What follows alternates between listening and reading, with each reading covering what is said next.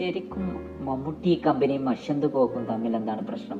Mammootty company അവരുടെ ഏറ്റവും പുതിയ സിനിമയായ ടർബോ റിലീസാകുന്നു. സാധാരണഗതിയിൽ കോക്ക് എല്ലാ സിനിമക്കും റിവ്യൂ ചെയ്യുന്ന പോലെ അദ്ദേഹത്തിന്റെ അഭിപ്രായം റിവ്യൂ ആയി ചെയ്യുന്നു. എന്നാൽ വൈകുന്നേരത്തെ കോക്ക് പോസ്റ്റ് ചെയ്ത റിവ്യൂ അവിടെ കാണാതെയാവുന്നു. എന്നാൽ രാത്രി വീണ്ടും റീപോസ്റ്റ് ചെയ്യുന്നു.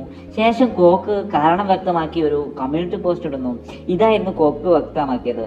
തൻ്റെ റിവ്യൂവിൽ താൻ ഉപയോഗിച്ച poster Mammootty company copyright claim ചെയ്തിരിക്കുന്നു. ഈ ഒരു വിഷയത്തിൽ എൻ്റെ അഭിപ്രായം, മമ്മൂട്ടി കമ്പനി ചെയ്ത കാര്യം വളരെ മോശമായി പോയി. മമ്മൂട്ടിയെ വളരെ ഇഷ്ടപ്പെടുന്ന ഒരു വ്യക്തി ആയിട്ട് പോലും എനിക്ക് ഈ ഒരു കാര്യത്തോട് വളരെ മോശമായിട്ട് തോന്നി. കാരണം ഒരാളുടെ അഭിപ്രായത്തെ മാനിക്കാൻ പറ്റില്ല എന്നുള്ളത് വ്യക്തമാക്കുന്ന രീതിയിൽ മാത്രമായിരുന്നു.